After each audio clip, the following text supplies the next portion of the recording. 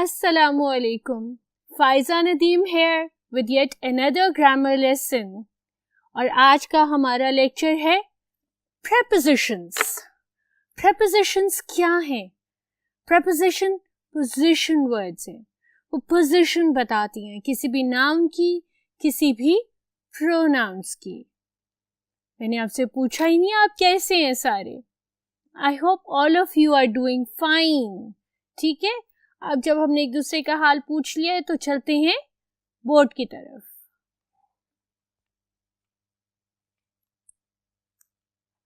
Alright, किसी भी काम को शुरू करने से पहले सबसे फर्स्ट स्टेप क्या होता है? सबसे फर्स्ट स्टेप होता है उसकी definition. Let's go for literal definition of preposition. Preposition की लिटरल और डिक्शनरी की डेफिनेशन क्या कहती है?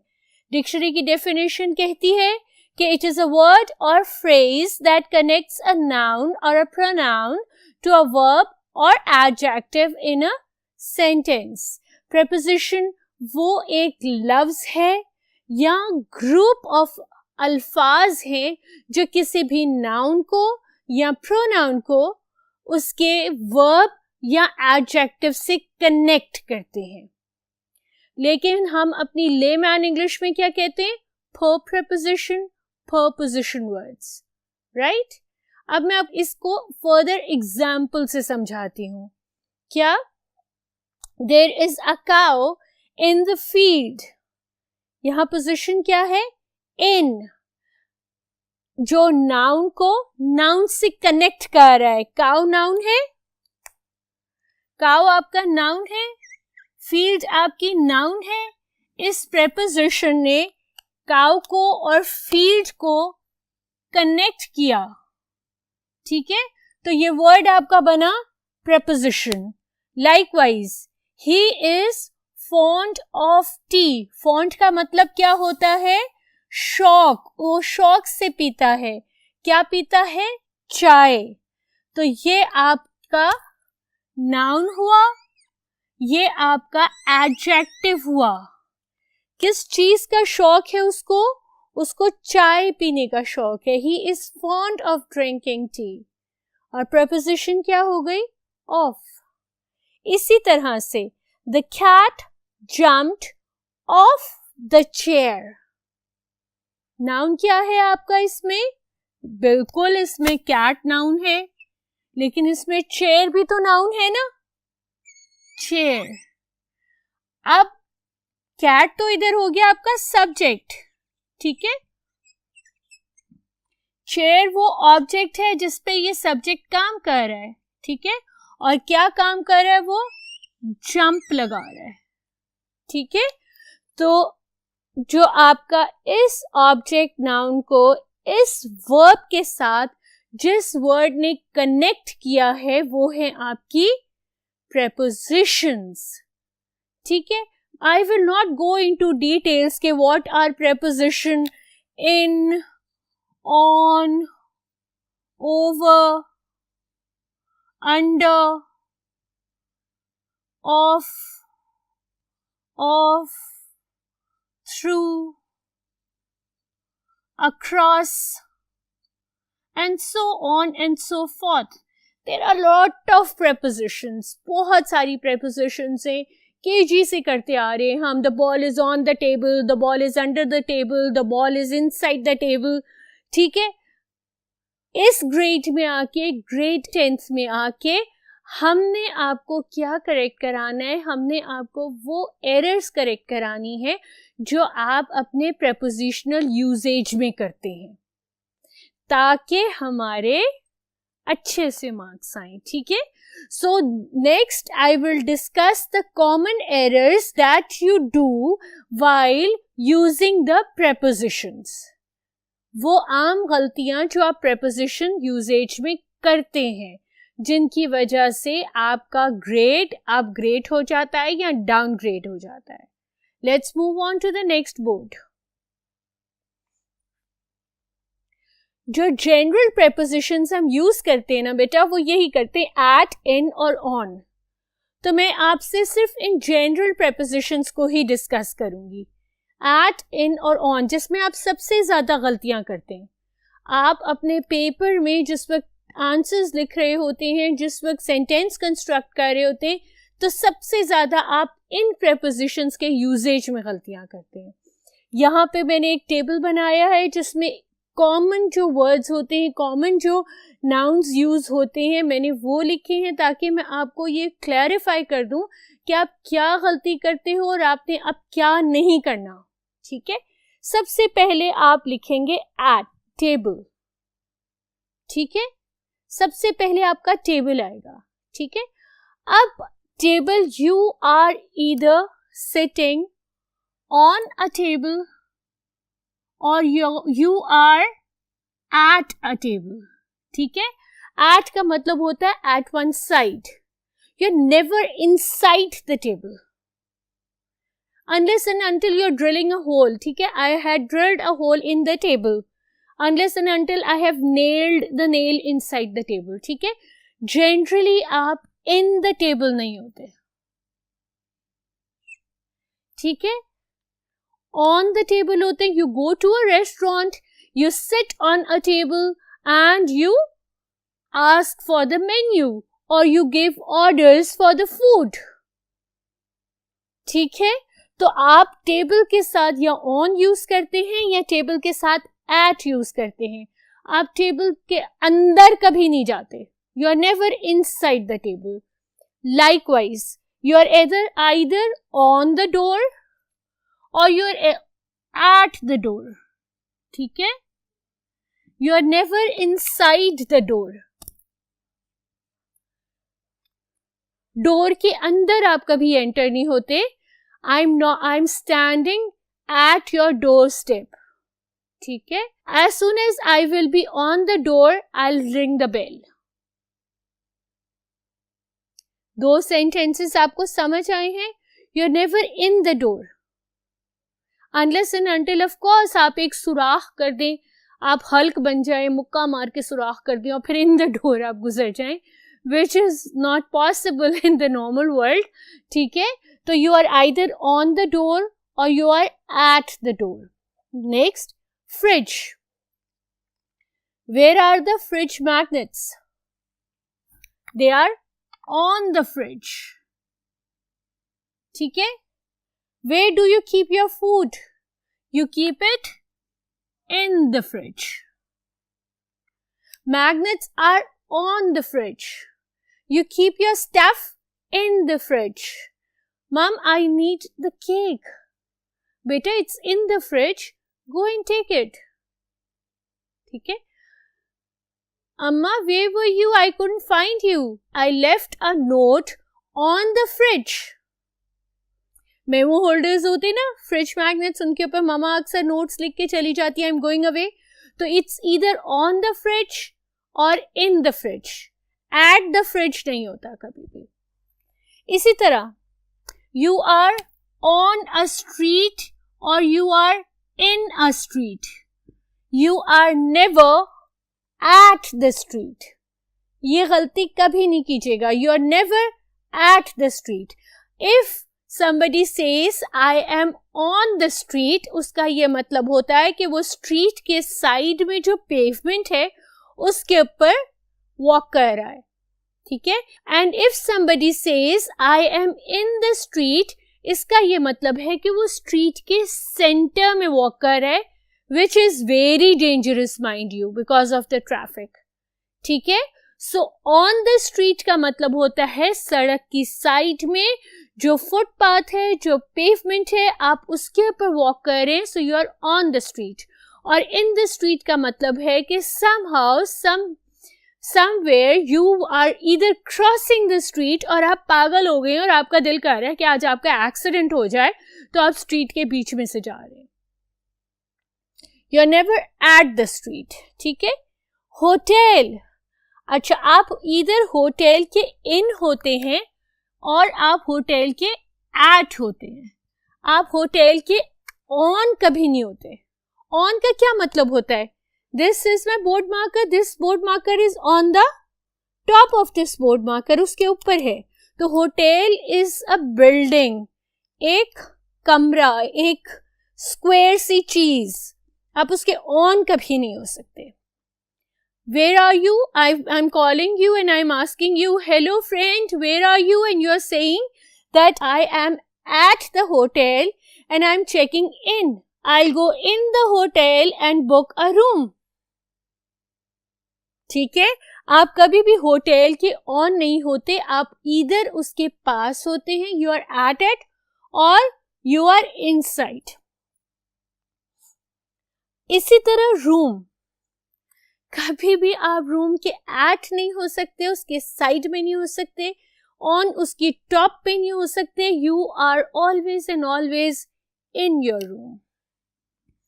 I am sitting in my bedroom. I eat my lunch in the dining room. The guests were sitting in the living room. कभी भी on या at नहीं होता. ठीक है, इसी तरह lobby, in और elevator. अब let's say मैं और मेरी friend इस्लामाबाद गए सैर करने. ठीक है, हमारी लाहौर की फ्लाइट थी. मैं लॉबी में गई, I couldn't find her anywhere. मैंने ठक फोन उठाया, मैं कहा hello friend, where are you? She said I am in my room. I'll ask her, जल्दी से आ जाओ, we are going to miss our flight. I am waiting in the lobby for you. Please come downstairs quickly. अब उसने phone पकड़े पकड़े वो कमरे से निकली है and then she says that I am at the elevator. मैं एलिवेटर के पास हूं, मेरा फोन ऑन है. ठीक है, I am at the elevator. उसके बाद मुझे आवाज आती है टिंग, एलिवेटर आ गई. And then she says I am in the elevator now. I am in the elevator now. See the difference? वो elevator के अंदर चली गई and then she comes downstairs, we meet up and we come back to Lahore. आप कभी भी elevator के on नहीं होंगे, lobby के on नहीं होंगे, होटल के on नहीं होंगे. आप कभी भी डोर के अंदर नहीं होंगे, टेबल के अंदर नहीं होंगे. ठीक है, आप कभी भी फ्रिज के एट नहीं होंगे या स्ट्रीट के एट नहीं होंगे. If you will go through this lecture slowly and thoroughly, आप आइंदा ये गलती नहीं करेंगे. ठीक है, कुछ और चीजें जो मैं आपको बयान करना चाहती हूँ, बताना चाहती हूँ. Let's move on to my third board.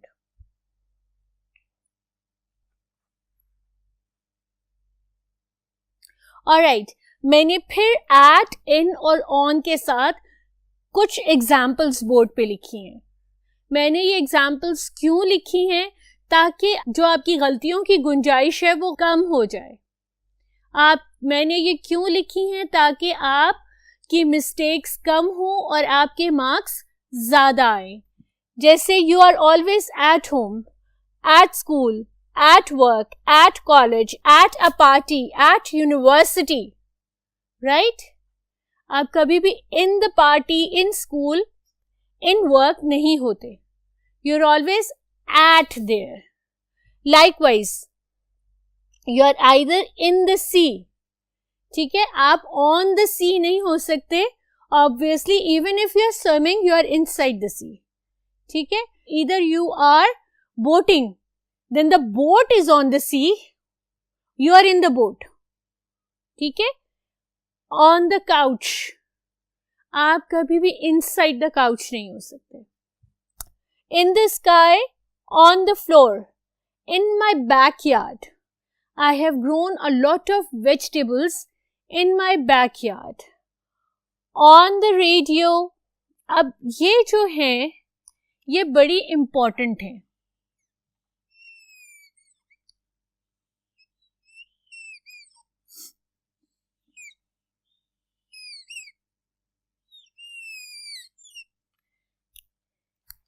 ये आपका सोशल मीडिया और ये आपका electronic media.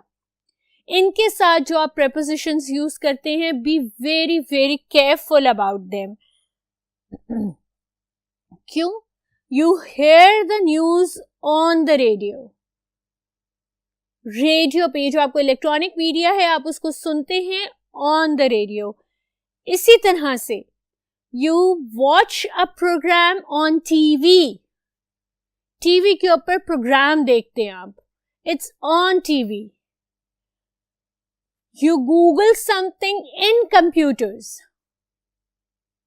You save your files in computers. You have a search engine installed in computers. Likewise, I like watching judo karate scenes in Jackie Chan movie. I like the action thriller in the Mission Impossible series. और in the mission impossible movie. ठीक है, तो ये usage बहुत important है क्योंकि आप अपनी राइटिंग में इलेक्ट्रॉनिक और प्रिंट मीडिया या इलेक्ट्रॉनिक और सोशल मीडिया के बगैर नहीं जीते हैं. ठीक है, the Y generation. So have this very clear in your mind. Likewise you are sitting in a car. बहुत ही रेयर केसेस होते हैं जिनमें आप you are sitting on the car, वो भी जब हम कोई सेलिब्रेशंस वगैरह कर रहे होते हैं, पाकिस्तान डे वगैरह, और जिसपे आप बहुत रिस्की होता है गाड़ी के ऊपर बैठना. ठीक है, you embark on a train. You get on a train. ठीक है, you climb on an aeroplane. You embark on an airplane and you sit inside a boat. I'll go to Lahore on a plane. ठीक है, whereas I enjoyed a lot riding in the boat. Last हमारा जो topic है वो prepositional phrases है. There was a very strong reason why I did not do prepositional phrases with my topic of phrases. क्यों prepositional phrases हैं? वो phrases जो preposition की जगह नहीं लेते. अगर आपको मेरा phrases वाला लेक्चर याद हो तो मैंने आपको ये कहा था कि वो group of words जो किसी भी एडजेक्टिव या एडवर्ब की जगह लेते हैं वो एडजेक्टिवियल या एडवर्बियल फ्रेजेस कहलाते हैं. प्रेपोजिशनल फ्रेजेस का कॉन्सेप्ट उससे थोड़ा सा डिफरेंट है.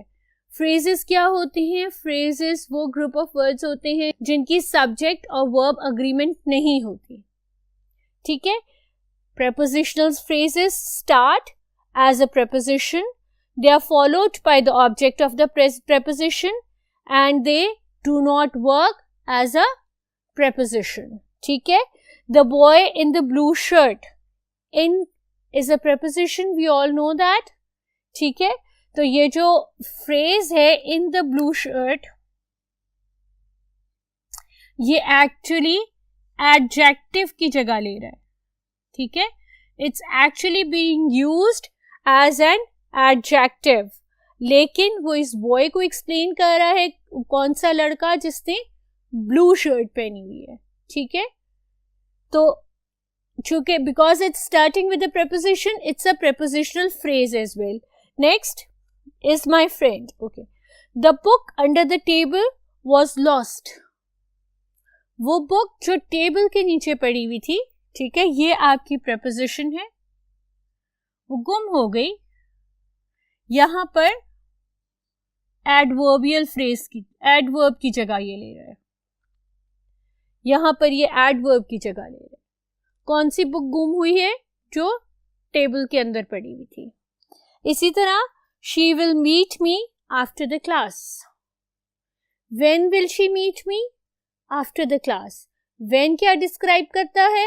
एडवर्ब है, और वो टाइम ऑफ एक्शन डिस्क्राइब करता है, तो ये एडवर्ब की जगह ले रहा है. But since it's starting with this preposition it's a prepositional phrase. I meditate in the morning, in preposition है. When do I meditate? I meditate in the morning, ये भी एडवर्ब डिस्क्राइब कर रहा है, लेकिन सिंस इधर एक preposition यूज हुई है तो ये prepositional phrase है.